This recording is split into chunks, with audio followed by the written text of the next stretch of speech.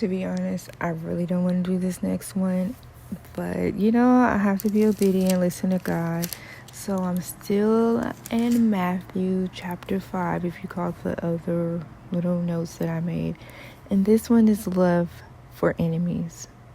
And as soon as I read that title, I thought about them DMV bitches in my head and my sister. Like, dang, you really want me to let these bitches who be coming after me, God? I mean, these chicks who be coming after me, God? And although I already read this before, it's just like me having to reread it. And every time I have to reread it, I have to rethink about all the chicks that is my enemies that I don't want to love.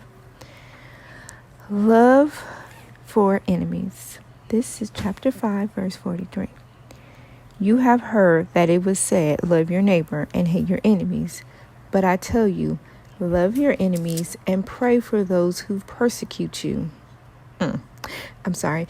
That you may be sons of your Father in heaven. He causes his sun to rise on the evil and the good, and sends rains on the righteous and the unrighteous.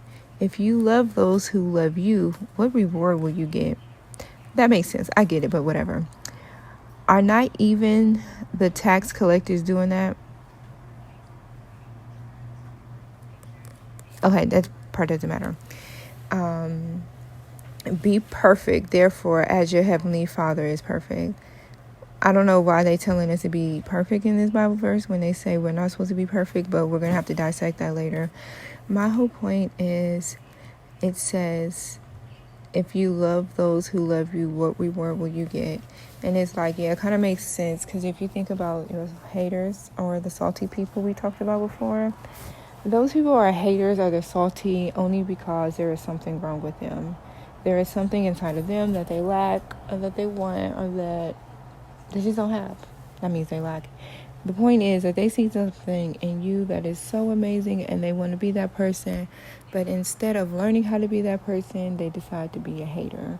Instead of working hard to go and get that $1 million house that you have or that $200,000 condo that you got in the city, they want to be a hater and they want to be an enemy and they want to spend all of their time to bring you down instead of spending the time to bring themselves up. You kind of got to feel sorry for people like that. Like, think about it. You spending all this time and effort stalking me, worried about what I'm doing instead of worrying about yourself. Something's wrong with people like that. And those type of people need attention and love. So instead of us giving them attention and love, we can just pray for them and ask God to heal their heart. Because at the end of the day, those are people with broken hearts. Those are people who do not have the tenacity, the drive. Whatever it is that you have, they don't have it. And they are suffering because they don't have it. Now, in hindsight, they can just, get on with their life and be a better person. However, they don't have that mind frame either. They don't have the mind frame to be a better person. They have the mind frame to hate. So my interpretation of this verse is pray for those people who do not have the mind frame to focus on themselves and who focus so much time on you. Pray for your enemies. And then when you pray for your enemies, God's going to be like, oh, listen, I see that you was praying for them DMV chicks to get their life together. And you over here praying for your raggedy sister, even though she doesn't deserve any prayers because she's definitely NPC. God says that. And God was like, oh, well, I see you working hard praying for these people who don't mess with you. That shows your heart. It shows that you recognize that they're trash and they just feel bad about themselves. Now, this is not what God's going to say. This is my ghetto version of God. But the point is, God's going to see that you recognize that there's something wrong with them and you're praying for their healing. So God's going to give you more favor. Because God's just like, it is easier for you to do, hate them. But it's harder for you to love them. And when you pick the road that's challenging, God likes that. And then pause, rewind, fast forward real quick. That also reminds me is that it says, if you love those who love you, what reward will you get? It's just like, okay, if you do what's easy, what reward do you get? You don't really get a reward from doing anything easy, right?